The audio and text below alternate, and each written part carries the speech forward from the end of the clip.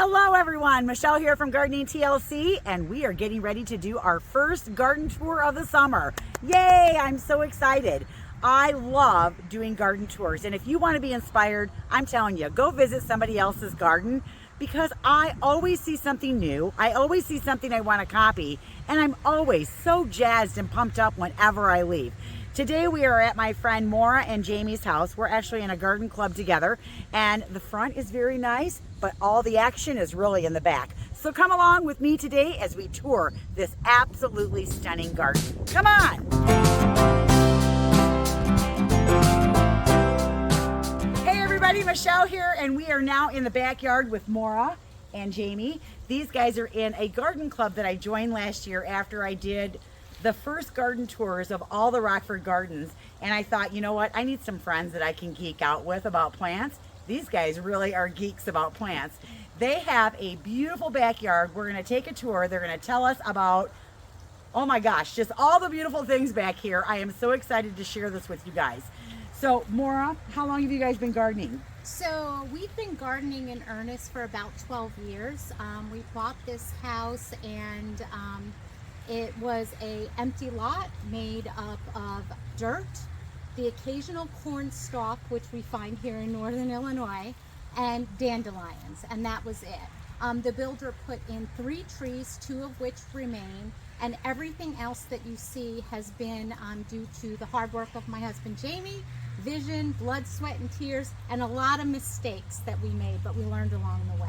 Isn't that the best teacher when you make a mistake? I know whenever I'm gardening and I try something and it doesn't work, my word for that is never, I failed. My word is always, that's just opportunity for something new. Right. All right, now Jamie, you're the tree person, right? Oh my gosh. So Yes. you love trees and you love the flowers and the shrubs, Right. and oh yeah. So you have picked out every tree on this property, right? All except for the 2 that Maura mentioned, which were these 2 Giant conifers pines, on the right. side of us. Here. So they have done all of the work themselves. None of this was hired out. You did all of it, right? So everything we planted ourselves, minus some of the larger trees, maybe 2 or 3 of those, and actually this patio The hardscape that we're looking at stuff, right here, some of the okay. hardscape. Right. Yep. All right, so this really is your blood, sweat, and tears. All right, we're gonna take a look, but before we do that, I have a gift for these guys. Oh. So I brought some presents with me because when I was here for the garden party, I noticed some areas where I was like, ooh, that would be perfect there. And then another area where I was like, ooh, that would be perfect there. And I'm like, oh, I just have to bring them. Right. So we brought you, and everyone knows, I am a proven winner, certified garden center. So I brought proven winners because I love proven winners. Fantastic. Now this is a rose called Ringo All-Star. We're gonna get a little bit closer so you guys can see the flowers. This is a great rose. Last year it was their rose of the year. Oh. And it is a single rose flower. It's gonna get only 2 to 3 feet tall. So this is like one of those rose bushes that you can tuck in someplace. Perfect. And you can put maybe something a little bit lower in front of it, but it doesn't take up a lot of space, and it's got beautiful flowers, and it continues to bloom all season long. You can deadhead it or not, totally up to you. This one's full of the little blossoms here. See how they're that nice, pretty apricot orange color, and then they open up to that pretty pink. I just love this rose. I think it's so pretty. That's fantastic. Very nice. All right, I have another one too. And that is the tiny quickfire hydrangea. Quickfires are by far my favorite hydrangea. And ever since they came out with this tiny quickfire, I'm in love with this. Because again, this is another one. We can tuck it in someplace, and it blooms a month earlier than all the other hydrangeas. Right. Now this guy only gets 1.5 to 3 feet tall. So again, another shrub. We're gonna tuck it in someplace, and we're gonna try and find some place to tuck these in today. I'm not digging holes. It's too Well, we hot. don't have to plant it. We're just gonna find where it's gonna go. And you're right. The only hole digging I did today was at 6 o'clock this morning. Right. Other than that, I've been out of the garden today. All right, one last one I brought, and I did bring a panicum called Cheyenne Sky. This is a smaller panicum in that it only gets about 3 feet high. Oh, okay. It gets these beautiful burgundy strips of grass through it. Is it a panicum? And it's absolutely gorgeous. It holds up well to wind, weather, winter, and you just cut it back once a year. It is a warm season grass, so it doesn't start to grow until right around the end of May. Okay. And then it'll grow through the summer. Perfect. gets these beautiful airy panicles that come right up through the grass. So we'll find a spot for this one too. Excellent. Thank you. All right. Oh, you're Thank welcome. you. My pleasure. All right, let's do a garden tour. I want to give you an overall feel of the garden before we start touring this. I just love this garden. I love the lushness of it. I love all the mature trees that are in it. And when I think about some of the things that I want to accomplish in my own garden, especially in that 1 acre lot next to the house that I'm trying to create that intimacy in, I think of this garden because the trees really are the spectacular center of everything that's going on in this garden. And so what we're going to do is we're going to go down the outside edge, and there are some blinds where you're kind of seeing what I see right here, but there's more. There's more on the other side of this island that's kind of right in the center of the yard. But if you really look closely, you can see the layers and how you can peek through. And there's certain places, if you stand, the view is fabulous. So we'll try to capture all of that for you. As we go through, I'm going to have Maura kind of take us through what we're looking at, and we'll make it through the whole garden. This garden just speaks to me. I love it. All right, let's start the tour. We are going to start right here at the beginning of the garden, and I love that you can peek in here and see different things. What am I looking at? So there's a lot in this particular bed here, but one of the things that's the standout is the initial tree. One of our original trees is the backdrop for this entire garden bed. And when the tree first started with us, it was only a couple of feet high. Now it's provided us with a beautiful umbrella of shade that allows us to put in some heuchera, beautiful hostas. We have a stilby in here, Japanese maples. We also use it as a staging area for some of our younger trees that need to get climate ready for us. But the beauty of this is we have a effective amount of ground cover that our 75-pound dog does not crush. All right, and then we just use the planting area in the front for some of our containers. The standouts for us obviously is this Japanese maple here on your left. It's called a snow peak Japanese maple. I don't know the Japanese word for it, but it really is magnificent. And when you look at the variegation in the leaves, it really is a beautiful, beautiful specimen. I'm going to take us through this next section here, and I love that you've lined this area with these pots. Absolutely gorgeous with the mixed begonias, the potato vine, and the vinca in there. We've got a Dracaena spike as a centerpiece, and it really is this nice thing that you look at because you're looking at those, and until you go around the corner, you go, oh my gosh, what's around the corner? Because you were busy looking at those pots. Now you see all the beauty that's here. And I love the bark on this tree, and Maura just told me this is actually probably the biggest pussy willow I've ever seen. Look how big that is. That's it. Oh, that's insane. I cannot believe how big that is. But what I love about this area is all the little tucked in things. From a little Japanese maple back here to a summon substance hosta. We've got a hydrangea tucked in there. Some beautiful Adam's needle. The yuccas right here. I like the astilbe with the clematis. And then look, peeking through back there is spirea. And then even back here, you can look through and see things. And then they have this weeping blue spruce, which is really a beautiful specimen. And what's nice is they've got other ones in the garden, and every one of them looks different. And then we're going to walk through this arch with this beautiful wisteria on it, and it's going to take us to a totally different part of the garden. I'm going to do a pan through here. We're sitting on a bench underneath a birch tree. Jamie's holding back the branches for us. But this is the view of what we get to see sitting in the garden. And Maura's going to take us through, starting right here with this arborvitae. So this arborvitae is actually a thuja, and we have about 7 of those in the garden. And the thujas came to us about 18 inches tall, and they've really come into their own. Oh, yeah. They've had a couple of different homes for us in the garden, but they're happy here, so they're staying here. And then right behind that, you're going to see a smoke bush, and to the left of that is a copper beech. The copper beech really provides some nice architectural detail for us. Behind the copper beech is one of our favorite trees. It's a Japanese larch, and the reason why we love that is the texture. Feels like a German feather Christmas tree. Seems like it's going to be prickly, but super, super soft, and it has beautiful red pine cones at the beginning of the season. Then we have a eastern redbud that produces beautiful lavender flowers at the beginning of the season, followed by the tall tree you see there is a sweet gum. So really narrow and really tall.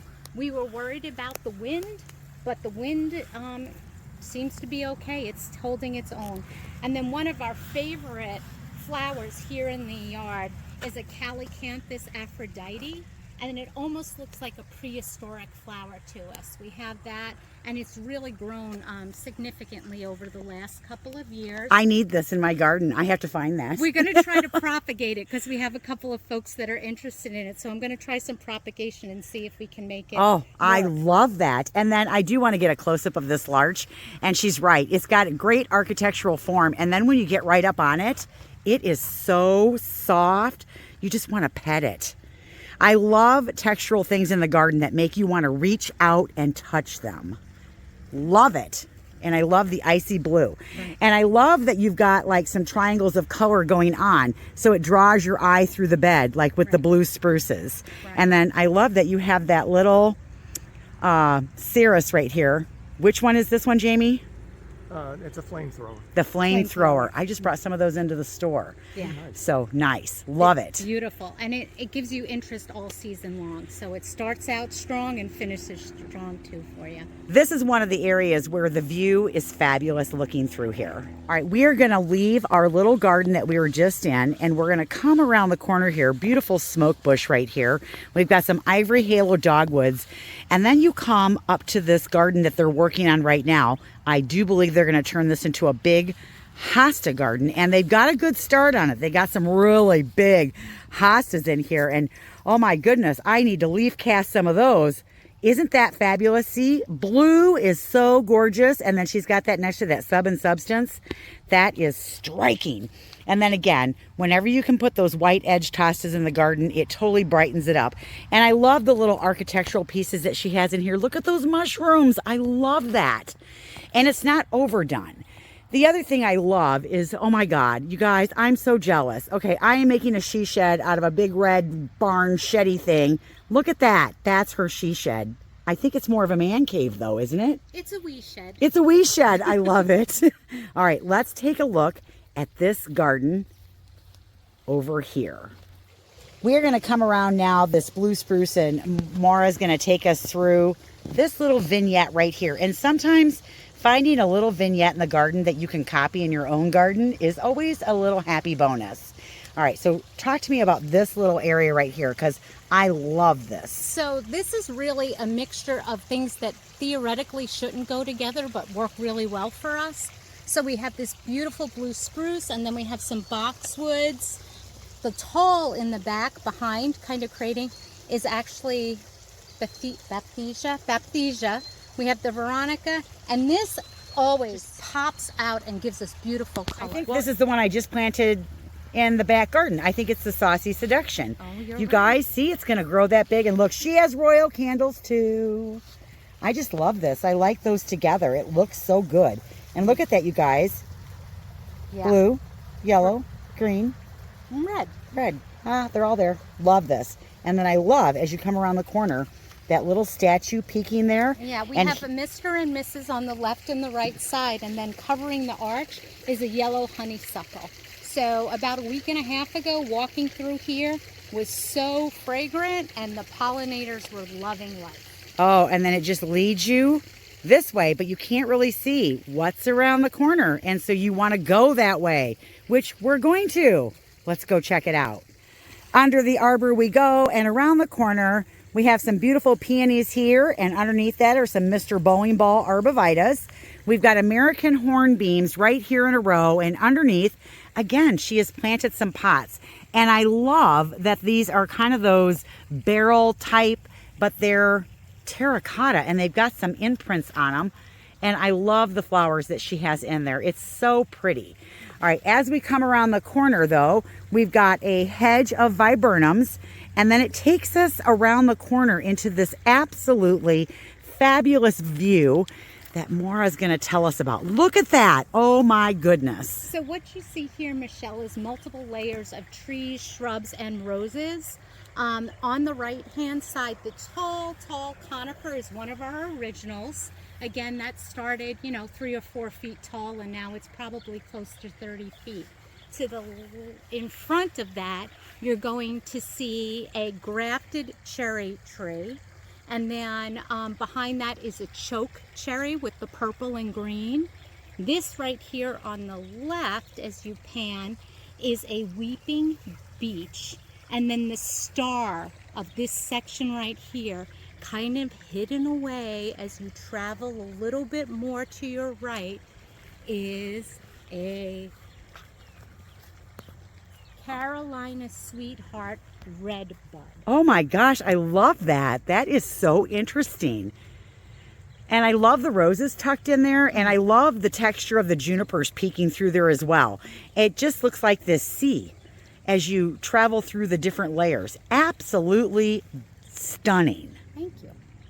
I love the sound of water. As you know, we'll be creating 2 different water features this year at my house. One is a fountain that I acquired that has a little bit of damage to it, and I'm going to show you how to repair it. And the other one is going to be a DIY with that pump fountain, the old-fashioned crank that I found. Now, at this property, there are a couple different fountains, and we're going to take a look at those.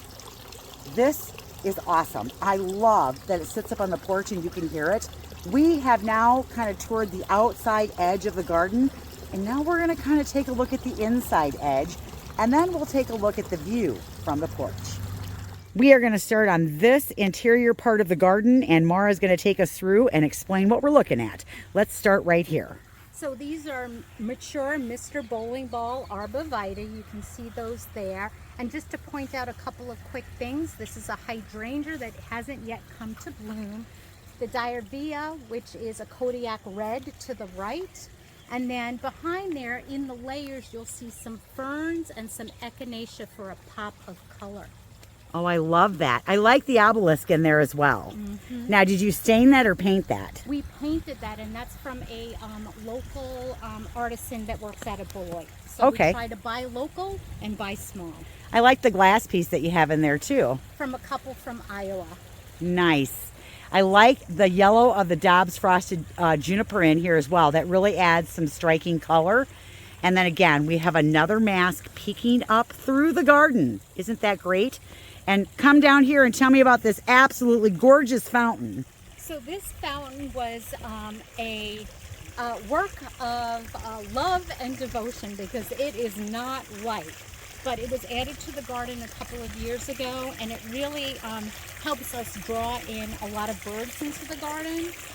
They bathe in here regularly, so we try to keep everything clean for them. And then right in front of you, those beautiful alliums just waiting to pop. That is cool. Right. Love those. Always love it when I find interesting pieces, and this is really interesting. Tell me about it. So this is a Japanese lily, and something that we found when we were traveling and added to the garden. And we were trying it out to see how it looks, and it's doing really, really well for us. It's a nice pop of white color. And then next to that, of course, our standard hydrangea. We love it. Standing up, we love it. And then we got a 9 bark coming down. Right. All right, this has a story. Yeah. Jamie almost killed himself when he stained this, right?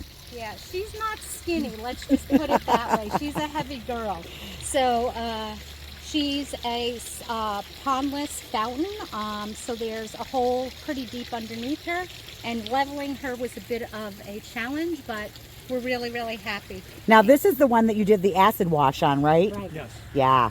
Don't try that at home, folks. No. It's a dangerous process. I won't even talk about it. I love the cannas. I love the mangaves in the pot. A totally different texture. Right.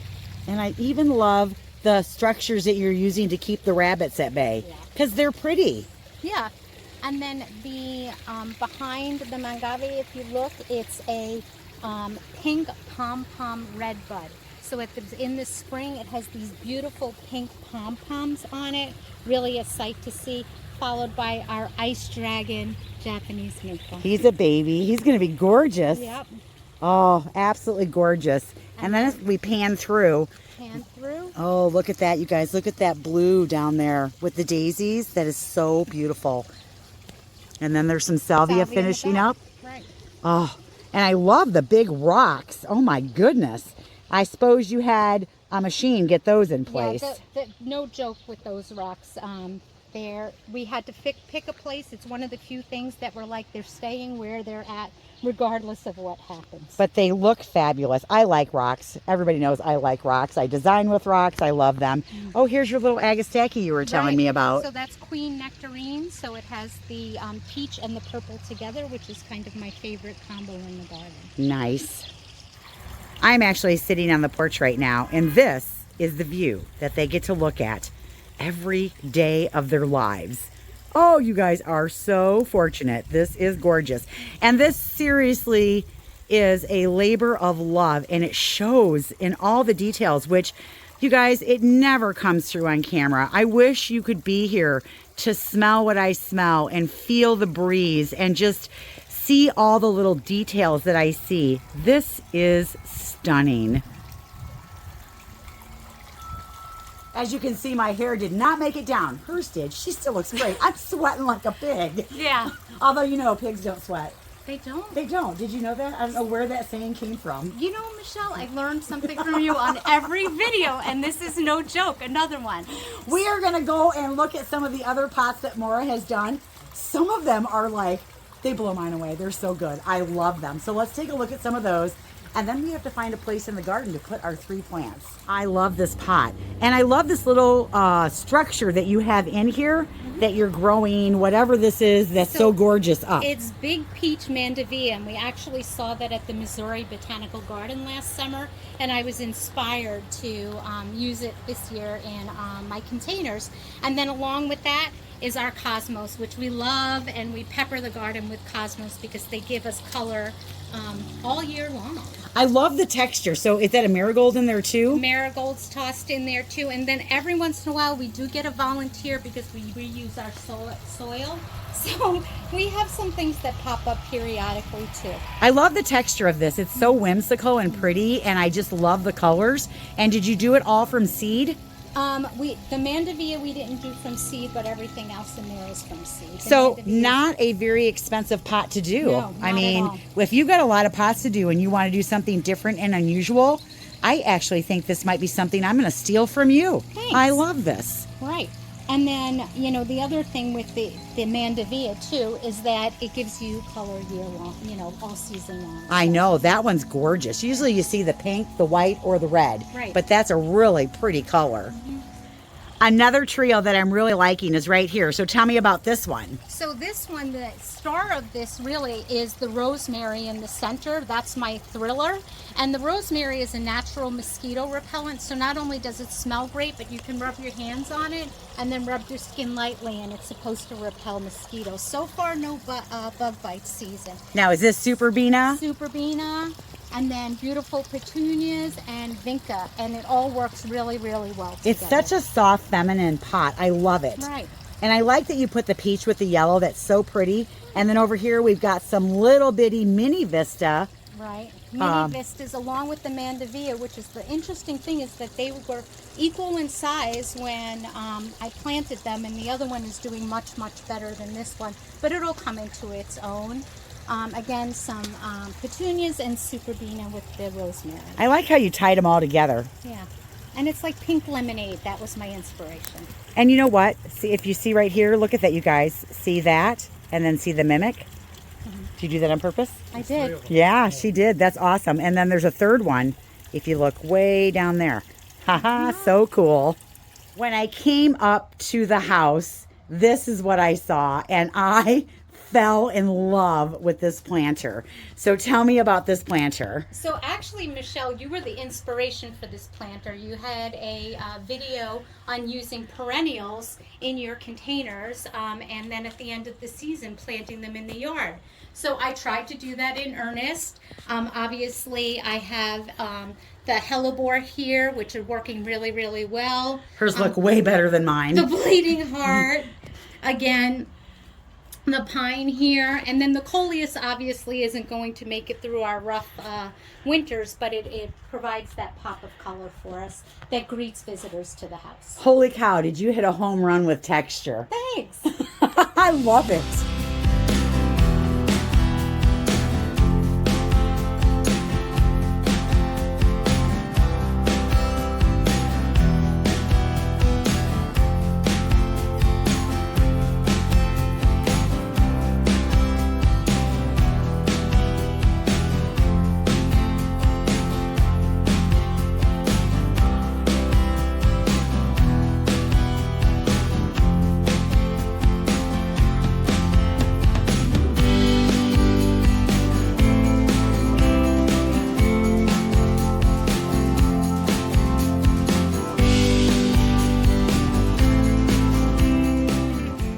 Guys enjoyed today's tour. I know this garden really speaks to me. I just love it. It's so grown up. Mine is not quite this grown up yet, but it will be. Thank you, Maura and Jamie, for inviting me into your garden. I love it. It was gorgeous. And oh, you guys, I love going on garden tours. Are you inspired? I'm inspired. I saw some things I'm going to copy too. All right, that's all I've got for today. But before I go, would you like me to come and do a garden tour in your garden? Well, if you live within 4 hours of Rockford, Illinois, which is in northern Illinois, I would love to come and tour your garden. Drop me an email right here about who you are, where you live, and then some pictures of your garden. I'll reach out and then maybe we can set something up. So that's it for today. I hope you had a chance to get in your garden. I'm Michelle, and we'll catch you in the next video. Bye, everyone.